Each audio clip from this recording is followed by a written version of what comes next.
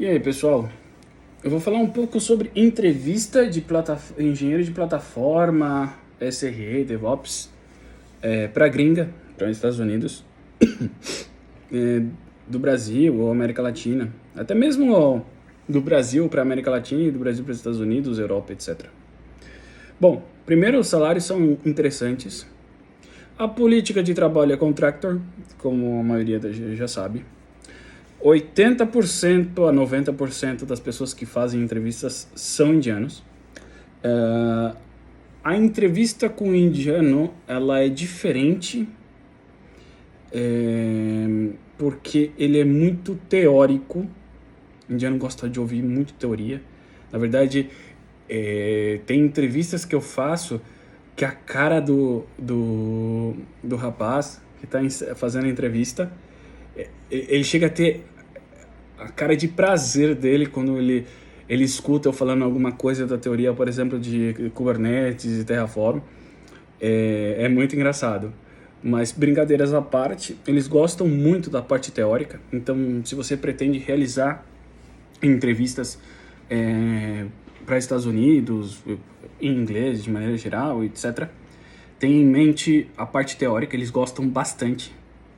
Eles gostam de cenários de troubleshooting. Eles têm verdadeiro fascínio com isso. Quais são as medidas que você toma? Eles planteiam um cenário e você... o que você faz aqui? Como que você vai e tal? A aplicação caiu. O que é a primeira coisa que você olha? Quais são os pontos de inflexão que você pode resolver e tal?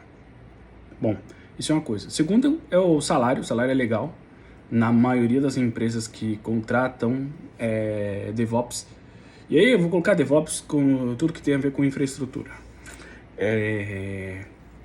Para empresas na América Latina e Estados Unidos, Europa, pagam legal, tem um salário legal, eu diria que melhor que até que muito desenvolvedor. E o trabalho não é tão puxado. Algumas pedem shift, que é no caso rotação, né? Eu presto serviço para uma que eu faço shift de terça a sábado. Então, o domingo e a segunda são meus finais de semana, que é bem legal. O salário também é bacana, né? Como eu comentei. Benefícios contractor. Então, o contractor, negocie bem seu contractor e já era. Como se fosse PJ no Brasil, só que com mais dinheiro. Que mais? O processo de entrevista normalmente é rápido, isso sim. A maioria das entrevistas que eu faço para gringa não passam de 3. Quando muito, são 2. Se a pessoa gostou de você, primeira, segunda entrevista já era. Ele já... não, vou ficar.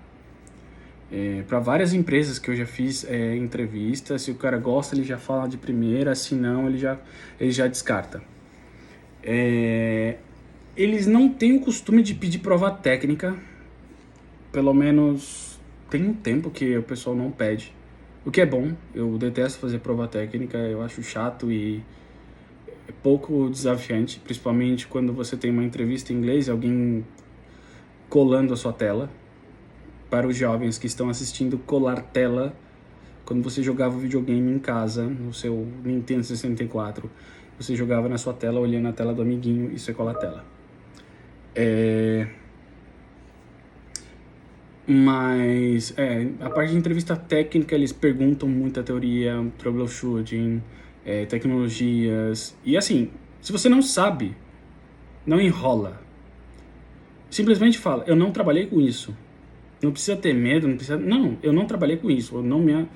Por exemplo, às vezes eles perguntam muito sobre o WAF, e segurança, proteção, etc. Eu não tenho muita experiência com o WAF, porque minha área não é segurança. Eu não sou especializado em segurança. A minha especialização são Kubernetes e infraestrutura como código, principalmente clusters Kubernetes, clusters MSK e soluções afim, e base de dados. A parte de segurança em si, eu sei Eu sei as coisas que eu não devo fazer, tipo, manter uma base de dados privada, é importante manter a base de dados, perdão, as coisas que eu devo fazer, né? Ato falho. Manter base de dados privada, manter o seu cluster Kubernetes privado, etc. Não expor as coisas públicas. Por aí vai. Então eles gostam bastante dessa parte. E com relação ao inglês, que é uma parte bem delicada também, que eu já fiz entrevista no Brasil e, nossa, chega a ser grotesco as entrevistas em inglês no Brasil, porque eles pedem, na verdade, o Brasil e a Colômbia, se eu não estiver enganado, eles pedem um nível de inglês que nem eles falam. E assim, se você for conversar, eu tenho um colega indiano, ele mora hoje, eu acho que ele tá em Santiago. Tá em Santiago. Mas ele não fala nada de espanhol, ele só fala inglês. E ele mesmo fala, Diego, o nosso inglês não é um inglês... Nós não falamos como britânicos ou como americanos, nem como australianos, nós falamos como indianos. Então, assim, o nosso inglês é com sotaque, o nosso inglês tem palavras, tem jargões, etc. Eu acho surpreendente que uma empresa no Brasil, por exemplo, na Colômbia, venha pedir, não, que o seu inglês tem sotaque. Não me diga. Será que é porque eu não sou nativo? Não é por isso, não. Bom, tirando esses casos especiais, de gente que não tem, não sabe onde está na vida, quando você vai para uma entrevista em inglês, do mesmo jeito que você tem uma certa desconfiança em falar inglês, a outra pessoa também, a não ser que ele seja um nativo americano, e ainda mais, se ele está buscando profissionais na América Latina, ele sabe que o seu inglês não é fluente. Ele sabe que o seu inglês não é nativo. Então, você sabendo responder as palavras de uma maneira que ele entenda, um pouco mais além do certo ou errado, mas assim, você sabendo se comunicar é o suficiente. Se alguém falar o contrário, tá errado. Simples assim. Hoje eu me comunico muito melhor em inglês, mas a princípio, era um negócio bem esquisito. Mas eu dava cara, assim. Eu nunca tive medo de errar, sabe? Falando inglês. Nem espanhol. Falava tudo errado, não tava nem sabe?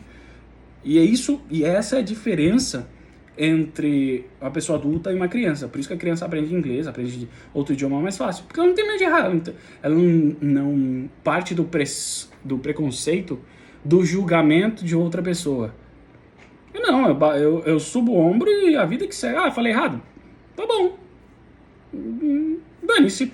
E segue a vida, sabe? Você não precisa se preocupar com isso. É assim que você aprende. Errando. Se alguém falar alguma coisa diferente disso, essa pessoa tá errada. Porque andando de bicicleta, você cai para aprender a andar de bicicleta bem. Andando de patins, você cai para andar de patins bem. Fazer troubleshooting em Kubernetes, você vai destruir muito cluster. Nossa, vai. Deploy, nossa. Pra vocês terem uma ideia, a minha primeira experiência com Kubernetes foi destruindo um cluster completo em desenvolvimento. E estava em Terraform. Meu líder na época falou, Diego, você destruiu o cluster de Kubernetes em desenvolvimento. A gente precisa recriar ele. Putz, fiquei mal preocupado. Não, acontece. E depois virou piada na empresa. O menino que chegou e no segundo dia destruiu todo o cluster de desenvolvimento. Mas acontece, sabe? São coisas que fazem parte do entorno. Pergunta pro Kenyon Hightower quantas vezes ele destruiu clusters equivocadamente, quantas configurações ele não fez errado, até ser quem ele é hoje. Kenyon Hightower é referência. Ele é o pai do Kubernetes. Mas voltando às entrevistas na gringa. Eles gostam de fazer entrevistas em grupo. Não sempre, mas alguns sim. O pessoal da Tata, principalmente, eles gostam de fazer entrevista. Apareceu 4 ou 5 caras na entrevista. Empresas assim, não tão grandes, assim, consultorias. Por exemplo, eu fiz uma entrevista para a Total Wine. Para a Total Wine foi só um indiano e um americano. e pronto. Eu passei nas duas e tchau. Na Tata foram 4, para Infosys foram 6. Foram 6 indianos e assim, perguntando um monte de coisa e tal. Aí chegou um momento que eu meio que perdi a paciência, que eles estavam perguntando muita teoria e estavam me enchendo o saco. Eles não iam pro caminho, porque assim, normalmente eu guio, e essa é uma coisa legal também que você pode fazer, é guiar o seu caminho da entrevista. Por exemplo, você não quer tocar num assunto, você vai cerceando o entrevistador para ele sempre ficar naquela zona que você conhece. Entende? Então eles começaram, aí começou um negócio de teoria e tal.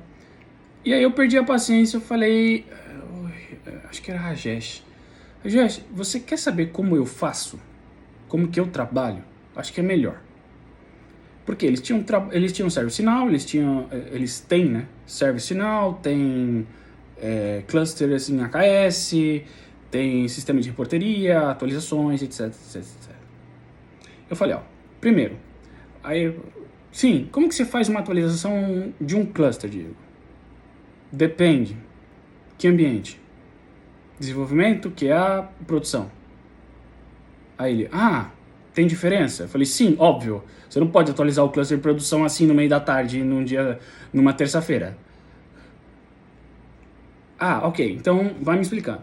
E aí eu expliquei para ele como fazia para desenvolvimento, como fazia para QA, como fazia para produção, como é a comunicação. Porque, por exemplo, se você trabalha com ServiceNow, você precisa abrir um change request para uma solicitação de câmbio, né, de mudança, para produção. Você não pode simplesmente passar o rodo em produção e atualizar, porque as empresas, e eu não sei se todos os plataforma engineers sabem, ou desenvolvedores, ou a pessoa da área de TI, ou quem está começando na área, mas as empresas sofrem auditoria de infraestrutura e aplicação. Então, por exemplo, se o cluster foi atualizado, gerou um downtime, você perdeu, não sei, o cliente não conseguiu conectar. Nossa, vai chegar uma carta da auditoria mais ou menos. Tem que justificar. E se não tiver um change request criado no ServiceNow, por exemplo, nossa, vem multa. Tem que pagar, é todo um problema. Então, o change request não tá lá porque o seu chefe é chato, é porque existe toda uma estrutura legal para a existência dessa plataforma. Isso. Fora que, quando você faz atualizações em cluster, se é um cluster global, você precisa avisar os afetados. Se é um cluster de produto, você precisa avisar a vertical do produto, tanto desenvolvedores quanto usuários. Também, se você trabalha com sistemas de alertas, seja Datadog, PagerDuty, ou qualquer outro sistema de alerta, você precisa também desativar as alertas, senão vão gritar por todos os lados.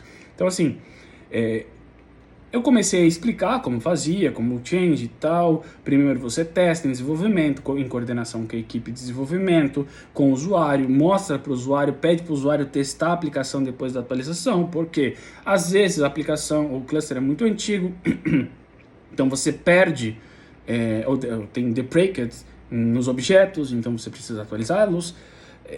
São vários fatores que você precisa observar antes de simplesmente chegar e atualizar. Bom, isso para Kubernetes. Eles têm AWS também, a parte de Azure, eles têm AWS, e eles trabalham com MSK. E o MSK na AWS é uma solução bem legal, eu gosto de trabalhar bastante com o Kafka lá. Só que, quando você precisa atualizar ele, seja máquina ou versão, você precisa ter consciência que isso vai ter uma janela de manutenção de pelo menos 2 horas. Porque só para atualização da máquina ou versão e redeploy são 1 hora e 40 minutos aproximadamente. Você tem que colocar aí mais 5, 10 minutos da sua modificação no Terraform, por exemplo. Então, 2 horas. 2 horas. E também tem que ser coordenado com o projeto, porque assim, eu canso de falar, mas Chega até a ser repetitivo, mas sempre acontece. Kafka, ou MSK, não é uma base de dados, não é uma solução de base de dados. É uma tubulação. Você pode transformar o Kafka numa tubulação. Onde nessa tubulação passam eventos. Eventos não são persistentes no event stream. O Kafka, o MSK, é um event stream. Então é só um mecanismo de passagem. Onde você persiste essa informação? Na base de dados, que é o lugar correto. Para isso você tem o Kafka Connect. Só que muitas empresas, muitas equipes colocam a retenção, que por default são 7 dias, em um mês. E o que eles fazem? Transformam o Kafka, ou o MSK, numa base de dados. E não é assim que deve ser, então assim, precisa ser coordenado isso também com o projeto, porque senão você vai perder dados. E novamente, o Kafka não é para estar armazenando dados, é uma tubulação de passagem. Se você tem dados importantes aí, alguma coisa errada está no fluxo do seu projeto. Presta atenção com isso. Base de dados. Base de dados é um negócio complicado. Porque assim, a parte de ser mantida privada sempre, que é uma boa prática, o motor de base de dados precisa ser bem escolhido, né? Precisa ser bem integrado com a aplicação que você está trabalhando. Então, por exemplo, se você tem uma aplicação que castiga a base de dados com leitura ou escritura, é importante você trabalhar com a réplica. Só que, se você não definir bem, inclusive foi um problema que nos passou, e eu consegui arrumar. Porque assim, tinha definição de backups, só que ninguém havia posto na regra a exceção para réplicas. Então, quando fazia o backup, ele pegava a instância e a réplica. Só que réplica de base de dados não se faz backup. Você faz backup da base de dados, não da réplica. A réplica é só uma instância para realizar alguma ação e não castigar a base de dados principal. Bem, se corrigiu, se entregou e funcionou bem. Final das contas, eu expliquei para ele como eu fazia e tal, e aí ele perguntou a respeito de shift, turno e tal. Eu falei, eu particularmente não tenho problema com shifts, já trabalhei, inclusive shifts noturnos. O que sim, por exemplo, passes à produção, eu gosto de ser avisado. E não no domingo, às 3h30 da manhã, receber uma estamos aqui no meio do passo à produção e caiu a base de dados. Isso não. Assim, pode ser piada, pode parecer besta pra ti, mas acontece. Eu já recebi ligações desse jeito e eu não tava nem sabendo o que estava acontecendo. Então, até eu me conectar, foram 1h30 para entender o que estava acontecendo. Então, aí ele falou, não, nós não fazemos isso, todos os passos de produção são coordenados, existe uma janela de passo à produção no mês, então não é bagunçado. Ok, perfeito. Bom, terminei a entrevista, tal, falou, a gente entra em contato, beleza. Passou uma semana, me chamaram, comecei a trabalhar com eles. Mas assim, o que eu quero resumir aqui não tenha medo da entrevista ou daquele set de perguntas. Se você não sabe fazer alguma coisa, fala. Por exemplo, eu fiz uma entrevista numa outra empresa que eles precisavam de um SRE. Só que ela começou com, você já fez queries no New Relic? E tipo, sim, já, mas normalmente queries assim você usa a própria interface do New Relic que cria suas queries. Você não vai estar programando queries assim, a não ser que seja um negócio muito específico. E aí ele começou a perguntar um monte de coisa de base de dados, mas no New Relic. E aí eu perguntei para a pessoa, mas qual que é a necessidade? É que nós geramos reportes diários, semanais, não lembro, com New Relic.